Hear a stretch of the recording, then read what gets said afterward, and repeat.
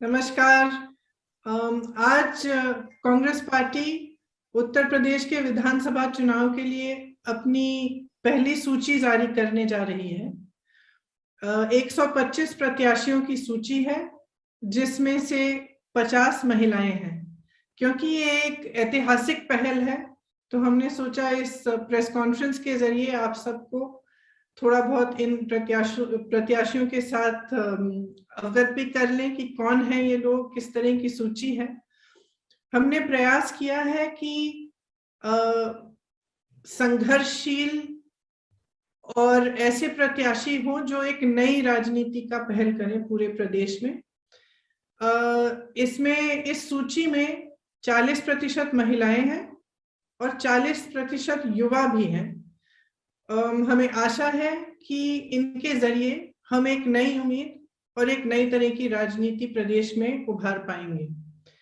जो महिलाएं हैं उनमें से कुछ पत्रकार हैं, एक अभिनेत्री भी है, कुछ संघर्षशील महिलाएं हैं जिन्होंने कांग्रेस पार्टी में रहते हुए सालों के लिए संघर्ष किया है। हमारी एक आध जिलाध्यक्ष भी हैं जिन्होंने बहुत अच्छा काम किया है। उसके साथ साथ ऐसी महिलाएं हैं जिन्होंने बहुत अत्याचार भी देखा है अपने जीवन में और उसके खिलाफ लड़ा है।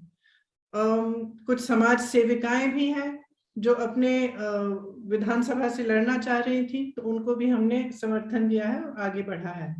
मैं इस सूची को, जो 50 महिलाएं हैं, 2 मिनट में मैं उनकी सूची पढ़ के आपको सुनाना भी चाहती हूँ। नंबर 18 नगीना में श्रीमती हेनरीटा राजीव सिंह। नंबर 21 नेहटौर में श्रीमती मीनाक्षी सिंह। नंबर 33 संभल में श्रीमती निदा अहमद। नंबर 45 हस्तिनापुर में श्रीमती अर्चना गौतम। 46 किठौर में श्रीमती बबीता गुर्जर। 60 गढ़मुक्तेश्वर में श्रीमती आभा चौधरी। 61 नोएडा में श्रीमती पंखुरी पाठक। 86 इतमादपुर में श्रीमती शिवानी सिंह बघेल। 94 में श्रीमती मनोज दीक्षित। 95 टुंडला में श्रीमती योगेश दिवाकर। 98 शिकोहाबाद में श्रीमती शशि शर्मा। 99 सिरसागंज में श्रीमती प्रतिमा पाल। एटा 104 में श्रीमती गुंजन मिश्रा। मैनपुरी 107 में श्रीमती विनीता साखिया। करहल 110 में श्रीमती ज्ञानवती देवी। बिसौली 112 में श्रीमती प्रज्ञा यशोधा। बदायूं 115 में श्रीमती रजनी सिंह। बहेरी 118 में श्रीमती संतोष भारती। बरेली कैंट में 125 में श्रीमती सुप्रिया एरन। जलालाबाद 132 में श्रीमती गुरमीत कौर। पोवाया 134 में श्रीमती अनुज कुमारी। शाहजहांपुर 135 में श्रीमती पूनम पांडे। मोहम्मदी 144 में श्रीमती रितु सिंह। सीतापुर 146 में श्रीमती शमीना शफीक। बांगरगांव 162 में श्रीमती आरती बाजपेयी। मोहन 164 में श्रीमती मधु रावत। उन्नाव 165 में श्रीमती आशा सिंह। लखनऊ सेंट्रल 174 में श्रीमती सदफ जफर। मोहनलालगंज 176 में श्रीमती ममता चौधरी। कादीपुर 191 में श्रीमती निखिलेश सरोज। फरुखाबाद 194 में श्रीमती लुईस खुर्शीद। औरैया 204 में श्रीमती सरिता दोहरे। बिल्हौर 209 में श्रीमती उषा रानी कोरी। कालपी 220 में श्रीमती उमाकांति। ओरई 221 में श्रीमती उर्मिला सोनकर खाबरी। मानिकपुर 237 में श्रीमती रंजना बरातीलाल पांडे।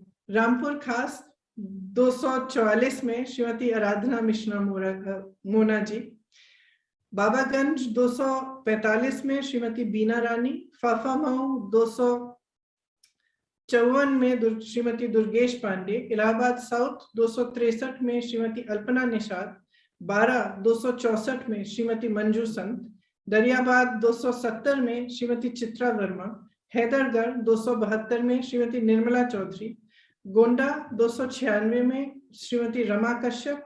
डुमरियागंज 306 में श्रीमती कांति पांडे।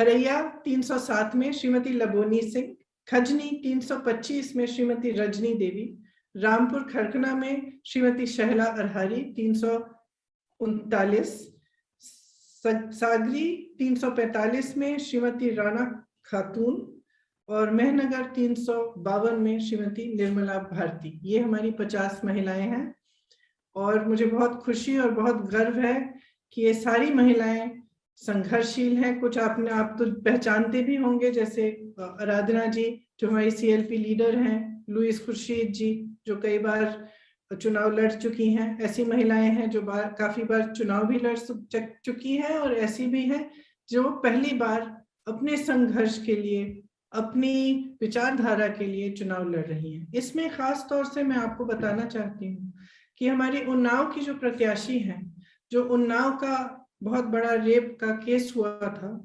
उनकी माताजी हैं आशा सिंह जी, वो चुनाव लड़ना चाहती हैं और हमने उनको मौका दिया है कि अपने संघर्ष को वो जारी रखें और जिस सत्ता के जरिए उनको दबाया गया, उनके परिवार के साथ तरह तरह के अत्याचार किए गए, उनके पति की हत्या की गई, उनके देवर जी आज भी जेल में हैं, उनकी बेटी का बलात्कार किया गया, उसके बाद एक्सीडेंट कराया गया, वही सत्ता अपने हाथों में लें और खुद के लिए अपनी लड़ाई लड़ें। इसी तरह से सोनभद्र में जो आदिवासियों के साथ हुआ था, एक नरसिंहार आपको याद होगा कि हुआ था, जिसमें 13 आदिवासियों की मौत हुई थी। उस समय एक लड़का, आदिवासी लड़का था रामराज गोंड, जिन्होंने उनकी आवाज उठाई, उनके लिए संघर्ष किया। आज रामराज गोंड हमारे जिला अध्यक्ष हैं, पिछले 2 सालों से हमारे जिला अध्यक्ष रहे हैं। उन्होंने राजनीति करनी शुरू की और आज वह सोनभद्र में उम्भा से वह खड़े होंगे और इस संघर्ष को जारी रखेंगे। इसी तरह से आपको मालूम होगा कि आशा बहनों ने कोविड के समय कितनी बड़ी इस देश की सेवा की, कि अपने जीवन को ध्यान में न रखते हुए घर घर गई, सेवा की, जिसको कोरोना था दवाइयां पहुंचाई और उनका मानदेय कभी बढ़ाया नहीं गया। उस मानदेय को बढ़ाने के लिए एक संघर्ष किया गया था। इसमें पूनम पांडे जी आशा बहू हैं, वह उन्होंने संघर्ष को मजबूती से उठाया। हाल ही में आपने देखा होगा एक वीडियो में उनको खूब पीटा गया, पुलिस ने उनको पकड़ा, प्रशासन ने उनको मारा पीटा, बस में घसीट के ले गए, उनके ऊपर बैठ के उनका गला दबाया कि तुमने हिम्मत कैसे की ये सवाल उठाने के लिए। तो पूनम पांडे जी भी शाहजहांपुर से चुनाव लड़ रही हैं। सदफ जाफर के बारे में आप सबने सुना होगा। सदफ जाफर ने NRC CAA के समय बहुत संघर्ष किया, पुलिस उनको उठाकर ले गई, बेवजह उनको जेल में डाला। उनके 2 बच्चे अकेले घर पे थे, उनकी देखभाल के लिए कोई नहीं था, फिर भी सदफ ने खूब संघर्ष किया, आवाज उठाई। उसके बाद भी जब सरकार ने तमाम पोस्टर छपवा के प्रदेश की शहरों में लोगों के चेहरों की फोटोग्राफ उन पोस्टरों पे लगाकर उनके बारे में प्रशासन ने लिखा, तब भी सदफ जी का नाम उसमें था, फिर भी उन्होंने संघर्ष किया और वो पीछे नहीं हटे। तो मैं आपसे कहना चाहती हूँ कि जो हमारी सूची है वो एक नया संदेश दे रही है। वो ये संदेश दे रही है कि अगर आपके साथ अत्याचार हुआ तो आप में ये शक्ति है कि आप अपने हक के लिए लड़ो, और उत्तर प्रदेश में कांग्रेस पार्टी आपको ये शक्ति देगी, आपका समर्थन करेगी, हर तरह से आपकी मदद करेगी ताकि आप अपनी लड़ाई लड़ सके, राजनीति में आए, सत्ता अपने हाथ में लें और अपने हक को खुद मांगे। तो एक छोटा सा वीडियो भी है कुछ प्रत्याशियों पे, वो मैं चाहती हूँ कि आप सब एक बार देख लें, उसके बाद मेरे से जो भी सवाल है वो आप कर सकते। शुक्रिया Priyanka ji, can you play the video? Yes.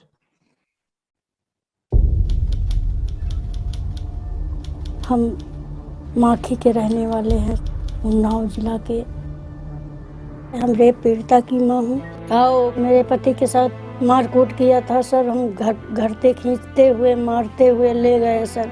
फिर अपने नीम के पेड़ में बांध करके उनको बहुत तरह से मारा सर। अरे अपने पापा का मुंह तो देखते, हमारे पापा तो चले गए। ये नौकरी का झांसा देके सर, तो लड़की को मेरे फिर बाद के किडनैप करा लिया सर।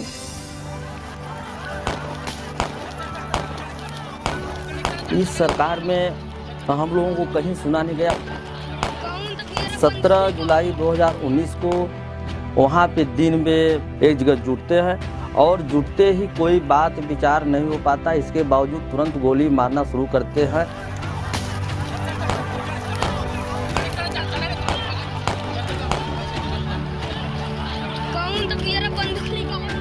5-6 लोगों की तुरंत वहाँ पे मौत हो गई।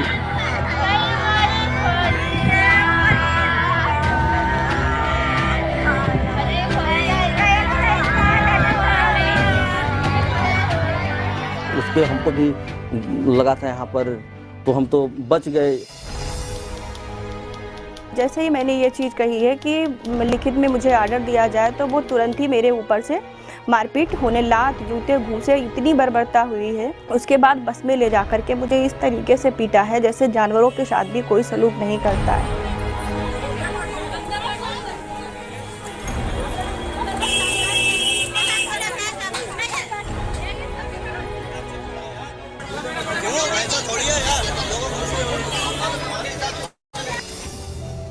निषाद समाज के लिए नाव एक पूजनीय चीज़ है। हमारे निषाद समाज के लोगों के साथ बसवार गांव में जिस प्रकार से उन पर बर्बरता हुई पुलिस कर्मचारियों के द्वारा, उनकी नाव तोड़ दी गई।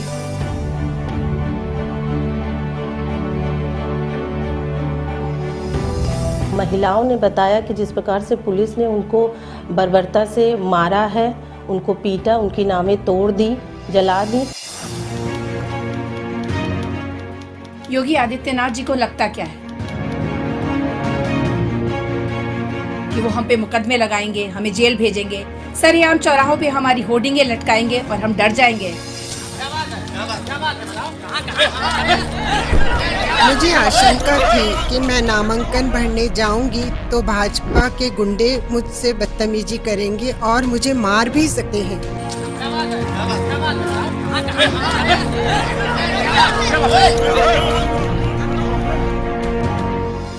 चार तिरही परी हैं सर। मेरे घर में छोटे छोटे बच्चे हैं। अब मेरी देवरानी भी ख़त्म हो गई, एक्सीडेंट करा के सेंगर ने ख़त्म करा दिया सर।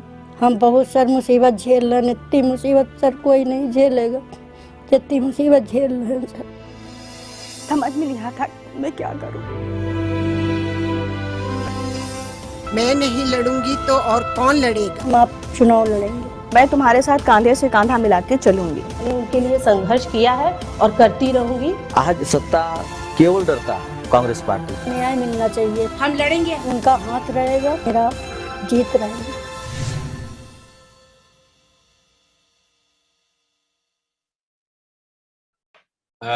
शुक्रिया साथियों, शुक्रिया प्रियंका जी। एक नई आवाज, एक नए रास्ते, राजनीति में एक बिल्कुल नई शुरुआत, उन सब की आवाज बनना जिनकी आवाज कोई नहीं और उनको आवाज देना। आपने ऑलरेडी अपने सवाल के लिए अलग अलग साथियों ने हाथ खड़े किए हैं। मैं एक एक करके वो सवाल लूंगा। पहले पीटीआई से Sanjeev Chopra ji. Thank you Randeep ji. Hello. Yes, Sanjeev, please go ahead. Can you spotlight him, please? Put the spotlight on Priyanka ji, then she will take her question. Yeah. नमस्कार प्रियंका जी। आपने 125 प्रत्याशियों की आज लिस्ट जारी करी जिसमें 40% महिलाएं हैं। मैं जानना चाहता हूँ, काफी महिलाएं जो हैं जिन्होंने संघर्ष किया है, तो मैं जानना चाहता हूँ कि मतलब इनको जो बाकी काफी तो हैं प्रोमिनेंट, लेकिन 160 आपने करनी है, टोटल 160 से ज्यादा जी। तो क्या इनकी जीतने की क्षमता को देखते हुए ये इनको मतलब कॉन्टेस्ट में लाए हैं या प्रतिज्ञा पूरी करने के चक्कर में? और एक और बात पूछना चाहता हूं that the poll contest in the UP, in Uttar Pradesh is emerging as करते हैं तो स्वाभाविक है कि कुछ ऐसी महिलाएं होंगी जो पहली बार चुनाव लड़ रही हैं। आशा सिंह जी पहली बार चुनाव लड़ रही है, लेकिन एक हिम्मत वाली महिला है, और ऐसी महिलाओं को जो पहली बार लड़ रहे हैं उनको हम पूरी तरह से अपनी पार्टी के संगठन का समर्थन और सब देंगे ताकि वो मजबूती से लड़ पाए। तो ये तो हुआ आपका पहला सवाल। जो आपने देखिए, the role we see for ourselves is two-pronged actually. The first is that we as a party are fighting in a state where action to the politics of youth. Thank you Priyanka ji. और संजीव जी ये याद रखिए कि विपक्ष की भूमिका अगर किसी ने निभाई है तो प्रियंका जी के नेतृत्व में केवल और केवल कांग्रेस पार्टी ने निभाई है। वो सारे दल जो आज अपने आप को दावेदार मानते हैं वो सब गायब थे जब जनता के मुद्दे सामने थे। मैं अनुरोध करूंगा सिद्धार्थ जी से, ANI न्यूज एजेंसी से, कि वो अपना सवाल पूछें। Siddharth ji please unmute and come. Sir नमस्कार। मैम नमस्कार। मेरा सवाल मैम ये है कि आप उत्तर प्रदेश की राजनीति की बात करें तो पिछले 2 दिनों से हम देख रहे हैं, 2-3 दिनों से आयाराम गयाराम की राजनीति चल रही है। एक के बाद एक पार्टी आम नेता बदल रहे हैं। इस लिस्ट से जो आपने अलग अलग चेहरे, अलग अलग सेक्शन ऑफ सोसाइटी से आप लेके आई हैं, उससे क्या साबित करना चाहती हैं, क्या संदेश देना चाहती हैं? और साथ ही ये कि कांग्रेस के लिए आपसे, क्योंकि पिछले 1.5-2 साल में कांग्रेस के कई नेता वो भी पार्टी छोड़ के गए। हालिया में इमरान मसूद और आपके एक इमरान अख्तर विधायक जो हैं वो भी चले गए, ये कहते हुए कि सपा एक मजबूत विकल्प है बीजेपी का। तो ऐसे में आप क्या सोचती हैं इसके ऊपर? किसके बारे में कि ये लोग जा रहे हैं, कि एग्जैक्टली किसके बारे में मैं क्या सोचती हूँ?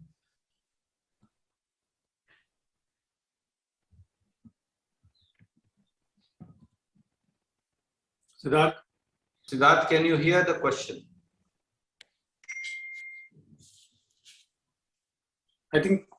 Acha, I'll just answer according to what I've understood the question is. देखिए, अपनी सूची से हम क्या संदेश देना चाहते हैं? हम ये संदेश देना चाहते हैं कि राजनीति का असली मकसद जो है सेवा है। राजनीति में जो लोग आते हैं उनका मकसद यही होना चाहिए। ये सही है कि काफी हद तक ये बदल चुका है, लेकिन हम एक बार फिर उसको बदलना चाहते हैं और एक नई राजनीति सामने लाना चाहते हैं। ये हमारा संदेश है। हमारी सूची में कुछ हमारे पार्टी के कार्यकर्ता ऐसे हैं जो बार बार चुनाव लड़े हैं, जो मजबूत कार्यकर्ता हैं। कुछ लोग हो सकता है बाहर से भी हैं। तो एक मिक्स्ड लिस्ट है। आपने आयाराम गयाराम की बात की, ये हर चुनाव में हमने देखा है, हर पार्टी में देखा है। कुछ लोग आते हैं, कुछ लोग जाते हैं, कुछ लोग घबरा जाते हैं कि हो सकता है कि उनको लगे कि हम यहाँ से नहीं जीतेंगे, वहां चले जाएंगे। ये बहुत होता है, हर चुनाव में होता है। मुझे नहीं लगता कि ये एक ऐसी चीज है जिससे किसी भी पार्टी को घबराना चाहिए। मैंने पहले भी कहा है कि जो हमारा संघर्ष है वो एक ऐसा संघर्ष अभी इन परिस्थितियों में है जबकि इसके लिए बहुत हिम्मत की जरूरत है। हाँ, जब हमारे साथी जाते हैं दुख होता है, प्रयास रहता है कि साथ रहें, लेकिन अगर वो ऐसा निर्णय करते हैं कि किसी और पार्टी से लड़ना चाहते हैं तो एक तरह से हमें लगता है कि जो हम संघर्ष कर रहे हैं उससे वो पीछे हट गए, क्योंकि हमारा संघर्ष एक बहुत ही बड़ा संघर्ष है, एक विचारधारा का संघर्ष है और इसमें हमें मजबूती की जरूरत है, साहस की जरूरत है। Thank you, ma'am. I'll go to Aaj Tak, Supriya Bhardwaj ji from Aaj Tak. Please ask your question. Good morning, ma'am. The question is in connection with the Uttar Pradesh candidates. आपने भी जो सबके नाम announce किए हैं, कितना difficult रहा process आपको कैंडिडेट्स को फाइनलाइज करने का, स्पेशली विमेन का? बिकॉज खबरें ये आ रही थी कि किसी सीट के ऊपर 3-3, 4-4 जो थे लोग कैंडिडेट्स ने, स्पेशली विमेन ने जो है अपना आपको रिक्वेस्ट दिया था। तो ये प्रोसेस पूरा विमेन सिलेक्शन का कैसा डिफिकल्ट रहा, कितना रहा? एंड जब विनेबिलिटी की बात करते हैं तो संघर्ष आपने खुद ने कहा कि बहुत ज्यादा है, because you are up against the giants अगर कहा जाए उत्तर प्रदेश के अंदर आज के टाइम पे। और जितने आपके कैंडिडेट्स फर्स्ट टाइम लड़ रहे हैं, so how do you see कि आप आगे किस तरह इनके लिए कैंपेन प्लान करेंगे? एंड इसके साथ में एक सेकंड जो क्वेश्चन है कैंपेन के से रिलेटेड है कि डिजिटल कैंपेन इस बारी कांग्रेस जो है वो किस तरह से उत्तर प्रदेश में आगे बढ़ाने जा रही है? व्हाट आर द मेन की elements in the digital campaign also? Okay, actually it wasn't as difficult as one might have thought it would be. We had a lot of applications from women in every constituency, and most of them were women who were actually already doing some social work or doing some good work in the area. So it wasn't very difficult per se to get the applications of women because they were very forthcoming. And a lot of women really have had the desire to fight, but never really given the opportunity on an equal basis. Because when I'm guessing that earlier, if there were men and women, the natural choice was going to be for the man, whereas here we've upturned that a little bit. We are doing something new. Because we're doing something new, it's clear that a lot of these ladies will be fighting for the first time. They will need some hand-holding and some help. We are fully geared up for that. You asked about the social sort of the new type of campaigning. It is actually going to be very interesting. We've thought about various different aspects of it. Now, seeing the COVID restrictions, for example, the door-to-door campaigning, which is allowed with 5 people. So we were thinking of in the next few days embarking on that very extensively. We already had quite an extensive door-to-door campaign. We'll be expanding that. We'll be doing Facebook Lives and a lot of social media interactions. Like earlier we were doing our Ladki Hoon marathons. We'll be doing competitions online, and we will take that same energy online. I was doing women's town halls. We'll now be doing them on Facebook and Facebook Live and doing Google Hangouts and things. So I think actually it'll be quite interesting to see how this pans out. Thank you, ma'am. Let me go to ABP. Janinder ji from ABP, you have a question? Please come in. Janinder ji. जी जी जी प्रियंका जी नमस्ते। मेरे 2 सवाल है ma'am. एक सवाल तो ये है कि अभी फिलहाल यूपी की सियासत में हम देख रहे हैं कि 80 और 20 की बात हो रही है, 80% 20% की बात हो रही है, अगड़ा पिछड़ा की बात हो रही है।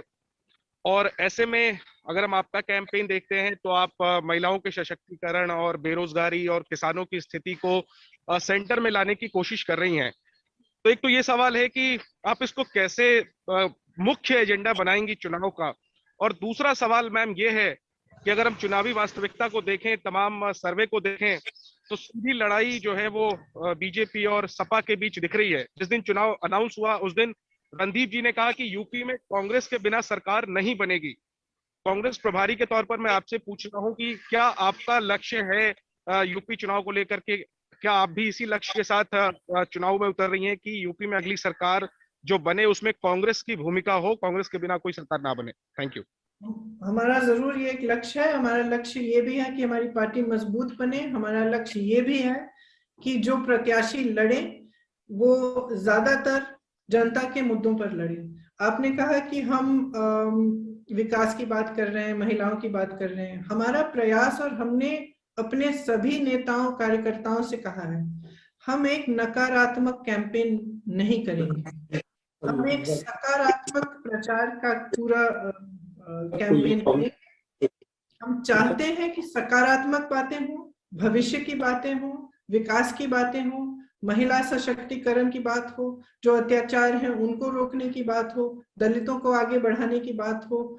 हम चाहते हैं कि पूरा जो उत्तर प्रदेश का समाज है उसको एक समान दृष्टि से देखकर उनको आगे बढ़ाया जाए।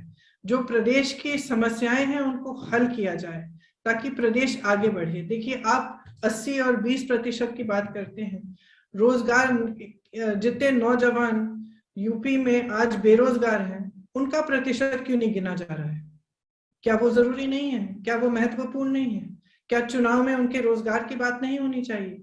जितने नौजवान तमाम परीक्षाएं दे चुके हैं लेकिन उनको नौकरी नहीं मिल रही है। कई ऐसे नौजवान हैं जो 2-2, 3-3 बार परीक्षाएं देते हैं, परीक्षा रद्द हो जाती है, पेपर लीक हो जाता है, वो कट ऑफ चेंज हो जाता है। उनके बारे में क्यों नहीं सोचा जा रहा है? जिन महिलाओं पर अत्याचार हो रहा है उनके बारे में क्यों नहीं सोचा जा रहा है? जब चुनाव है तो चुनाव का मतलब क्या है? राजनीतिक पार्टी जनता के लिए कर क्या रही है और आगे भविष्य में करना क्या चाहती है, इस पे चर्चा होनी चाहिए।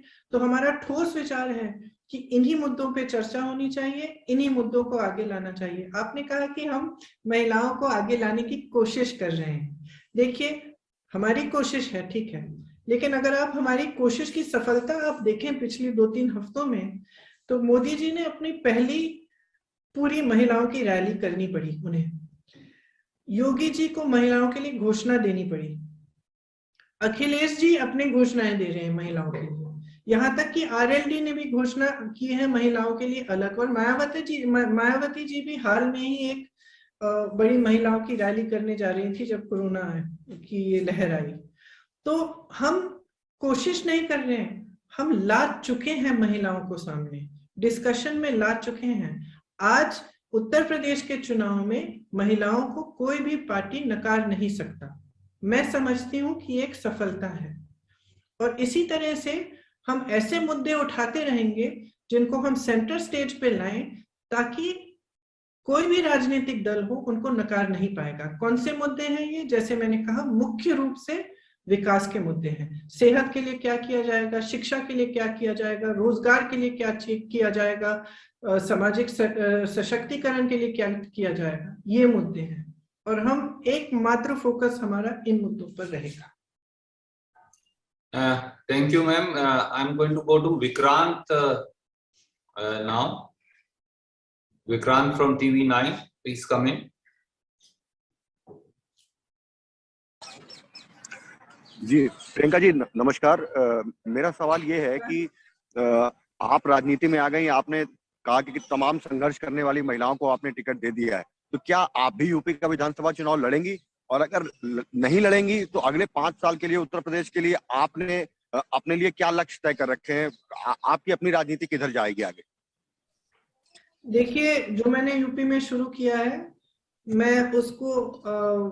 मैं वो प्रयास जारी रखूंगी। इस चुनाव के बाद भी यूपी में ही रहूंगी और यूपी में ही मैं कार्य करती रहूंगी। बाकी अगर मेरी पार्टी मुझे कहे कि कहीं और भी चाहते हैं कि मैं अपनी थोड़ी सी भूमिका निभाऊं, वो भी मैं करूंगी, जैसे मैंने हमेशा किया है। तो मेरा प्रयास यही है कि मैं यूपी में जो अपनी पार्टी है उसको मजबूत करके आगे बढ़ाऊं, ताकि जो जनता के मुद्दे हैं उनको ही उठाते हुए एक नई राजनीति बने। Thank you, ma'am. May I just go to Sandeep? You don't try to have 40% for women in these press conferences. Yes, we will make sure, ma'am. I'll try and do that actually, because there was another delegation of the Election Commission. So I'll very quickly try and wind up also. Sandeep ji from The Hindu. And we'll keep that in mind always now.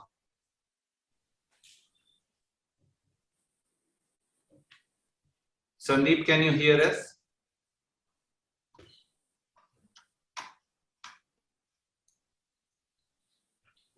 I think he's not here. So Raman from News 24, ma'am.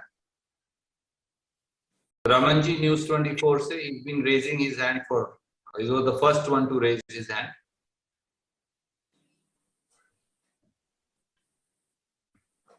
Raman, can you hear us?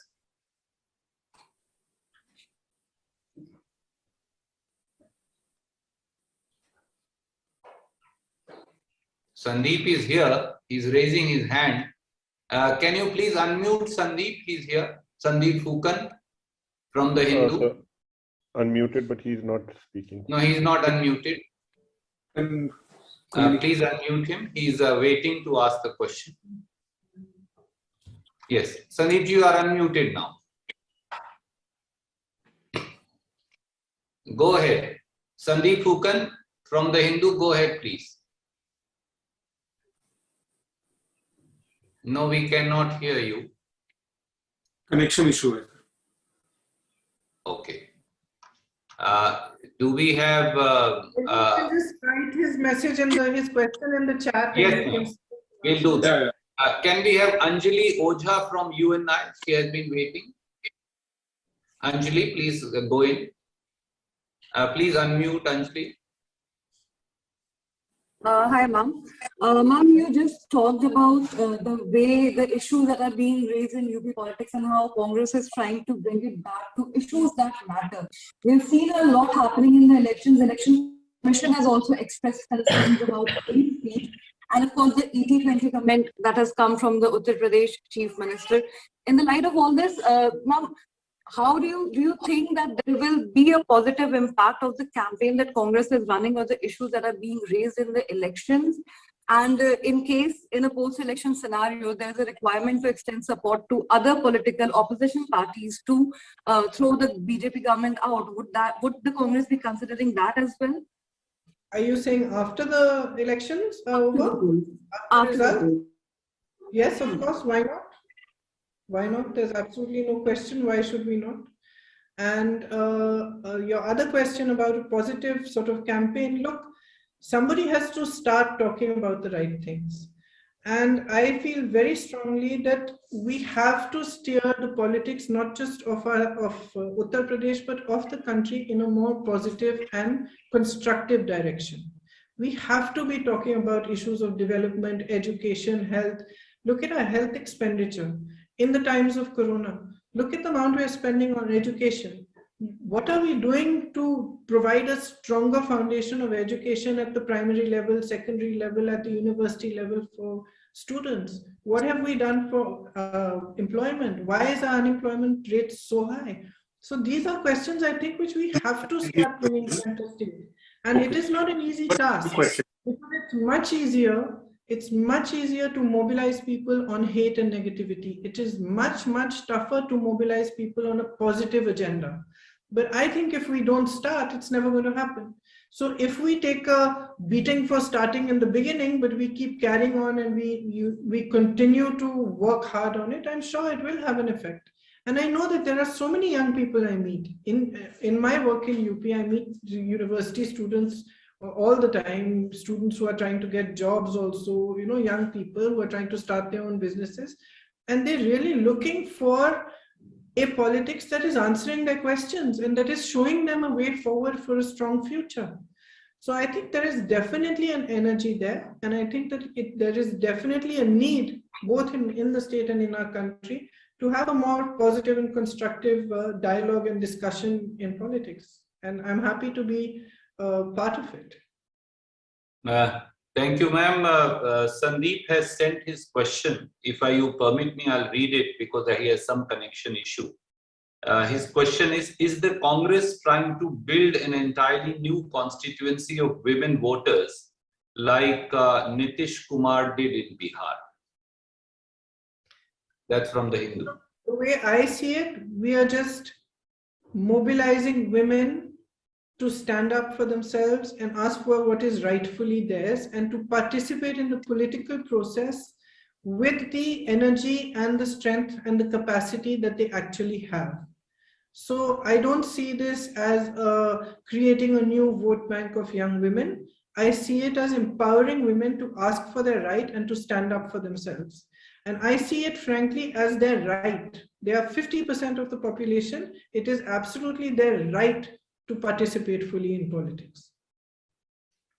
Well, ma'am, there are close to 60, 70 more friends who are waiting to ask questions, and I'm sure कि कभी और एक और मौका होगा जब लल्लू जी, मोना जी आपके साथ और सवालों का जवाब यूपी में सुप्रिया जी के साथ आप और दे पाएंगी। आपकी अनुमति से मैं सब साथियों से हाथ जोड़कर क्षमा प्रार्थना करते हुए इस प्रेस कॉन्फ्रेंस को यहीं वाइंड अप करने की इजाजत चाहूंगा। मुझे पता है कि आपका अगला कार्यक्रम है और एक इलेक्शन कमीशन को डेलीगेशन भी जाना है।